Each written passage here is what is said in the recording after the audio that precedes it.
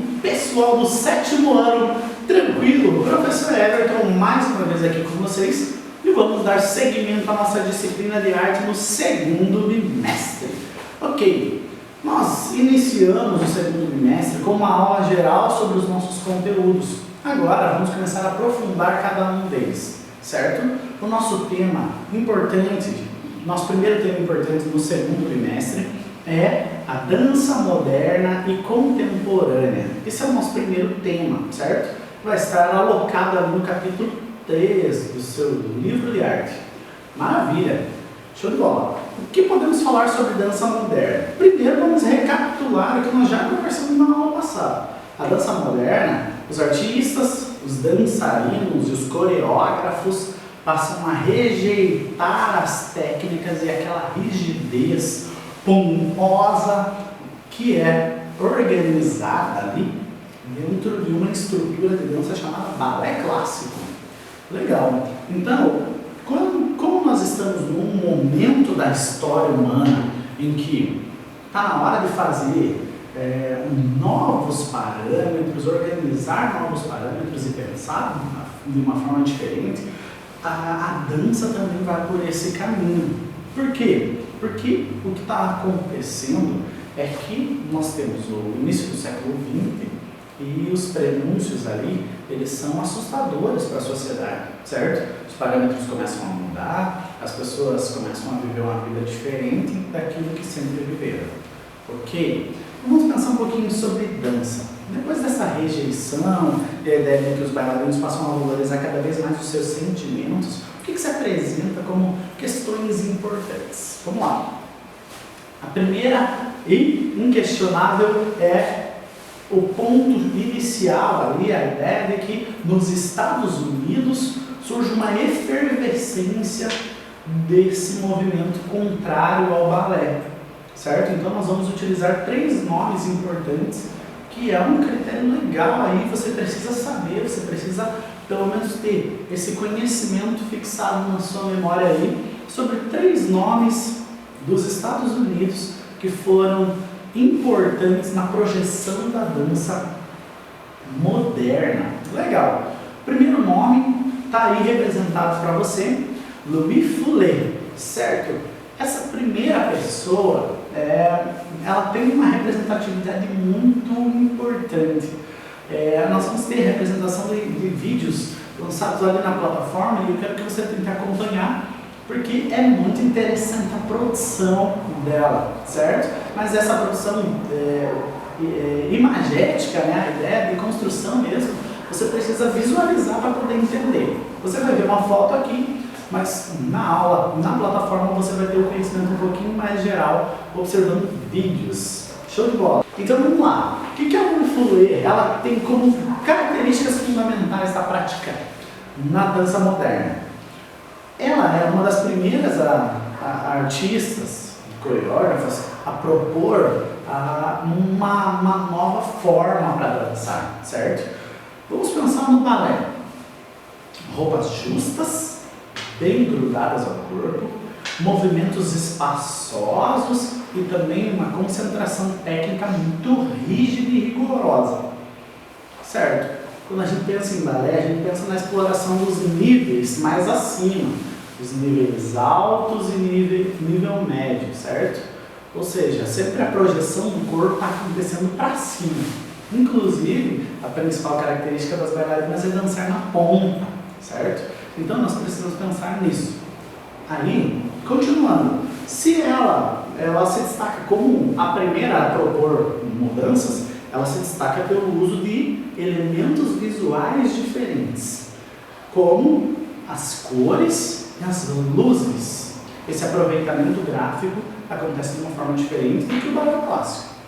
Para continuar, ela vai fazer a utilização de vestimentas compridas e também vai fazer a utilização de bastões que projetam acima dos braços com uma ilusão de prolongamento, certo? Como se ela tivesse asas. E aí a simulação do bater de asas e a projeção até dos animais na dança vai começar a se tornar uma característica importante. Então, continuando essa ideia, E analisando os nossos tópicos, a gente vê. Ela simulava, então, com esses bastões, com esse bater de asas, o movimento de animais, inclusive, né? Ela tem até uma obra que faz o uso do movimento da serpente. E é por isso que as obras dela, a forma de produzir, ficou mundialmente conhecida como serpentina. Ok, importante relembrar, um fator genial de uso dela era a projeção de luzes sobre os trajes. Então, era um diferencial extremamente rico nesse momento da dança. Por quê? Porque até então nós tínhamos a projeção fundamentada no balé clássico. Toda aquela pomposidade, rigorosidade, começa a ser substituído por uma mulher que chega com uma vestimenta enorme, batendo asas e fazendo uma imitação dos movimentos de animais. Percebam como é um rompimento drástico, um rompimento forte. Legal. Olha só, observa essa imagem. E a gente consegue perceber um pouquinho da característica que ela trouxe para essa nova ideologia de dança. Percebam um rompimento e como isso é diferente do balé. Interessante. Vamos lá. Continuando, essa projeção da dança moderna nos Estados Unidos, a gente tem o segundo nome aí que é fundamental, precisamos lembrar. Isadora Duncan. Certo? Isadora Duncan, ela vai trazer também um estilo de dança que tem inspiração lá nas pinturas dos vasos gregos. Certo? Os vasos gregos eles tinham uma projeção interessante do movimento de dança, certo? Ela se inspira aí nos painéis da antiguidade e nessas estruturas dos vasos gregos para se inspirar, né, e criar essa nova modalidade técnica de dança. E também ela faz a produção inspirada nos movimentos da natureza, certo? Pensando no formato das nuvens, no movimento das nuvens, no formato e no movimento das ondas. Olha só, interessante. Tem uma questão aí também que é explorar o movimento natural. Percebam como isso é importante. Explorar um movimento natural, como andar e saltar, por exemplo, parece ser uma coisa tão simples, mas nesse momento é extremamente inovador na dança. Por quê? Porque imagina como é a projeção de uma bailarina. Uma bailarina não entra andando no palco. A bailarina ela entra já se projetando com um padrão de dança. E a Isadora Duncan começa a utilizar. Por que não? Por que eu não devo utilizar o caminhar, o saltar, que são movimentos naturais, para produzir dança? Interessante. Continuando na temática dela, a gente vai pensar assim. Ela utilizava uma túnica muito próxima daquelas túnicas utilizadas pelas mulheres na cultura grega, vocês vão ver na imagem logo a seguir. E ela foi a primeira bailarina a dançar com os pés descalços. O professor citou nessa aula que uma das características fundamentais do balé é a dança na ponta, na sapatilha de ponta. E a utilização do pé descalço é considerada um traje nesse momento. Nossa, como assim ela tem coragem de fazer isso? Mas ela projeta isso como uma nova estrutura de dança. Legal. A dança deveria partir da música.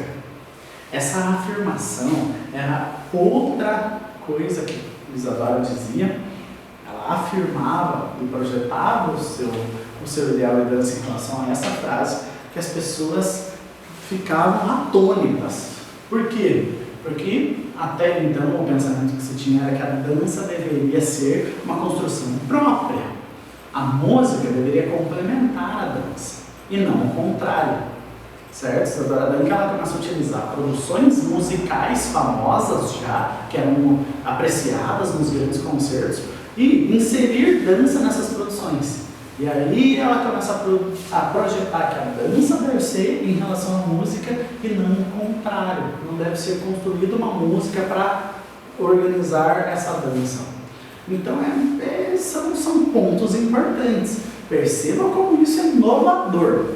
Legal, vamos lá. Olha só essa imagem. Percebam a túnica, percebam os pés e percebam a projeção do corpo, como tem esse formato mais clássico, mais grego mesmo. Legal, muito bem. Vamos para o nosso terceiro nome. Pensando ainda na dança moderna nos Estados Unidos. Agora a gente tem a Martha Graham. Muito bem. Martha Graham, ela vai trazer outras possibilidades. Por quê? Porque essa coreógrafa, ela já começa a dançar, ela começa a se projetar na dança depois que a dança moderna já tinha se consolidado. Então ela é uma espécie de herdeira, uma pessoa que vai dar continuidade a esse projeto. E aí, ela vai buscar mostrar a humanidade. Eu quero falar com o corpo, eu preciso que o meu corpo comunique o que o mundo está sentindo. Lembre, nós estamos no início do século XX, nós temos todo um problema estabelecido por causa da guerra e os medos que as pessoas estavam sentindo desses grandes conflitos no mundo. E ali, mostrar os problemas sociais, a injustiça, a opressão, acabou se tornando uma opção muito importante na arte. E na dança não foi diferente. Martha Graham acaba tomando esse caminho para fazer as suas representações. O objetivo principal era revelar as emoções humanas, certo? E a ideia de que ela explorava os movimentos de tensão e relaxamento. Tensão e relaxamento. Então, a busca principal era sempre emoção e força. Emoção e força. Legal. Então, percebemos um roteiro interessante, aí, uma projeção interessante da dança moderna nos Estados Unidos. E percebemos como isso é explosivo em relação ao contexto que nós temos nesse momento. Vamos lá, observando um pouquinho da prática da Martha Graham. Olha só. Olha como a dramaticidade do movimento é importante e a intensidade do movimento também é. Legal. Então, hoje, com o nosso discurso, a gente pode compreender rapidamente como que a trajetória da dança moderna se iniciou ali nos Estados Unidos. Agradeço a sua audiência nesse vídeo. Eu espero que você se comunique conosco lá na plataforma, porque nós vamos ter atividades e outros pensamentos, vídeos também, em relação ao conteúdo que nós estamos tendo aqui. Certo? Valeu, pessoal. Até!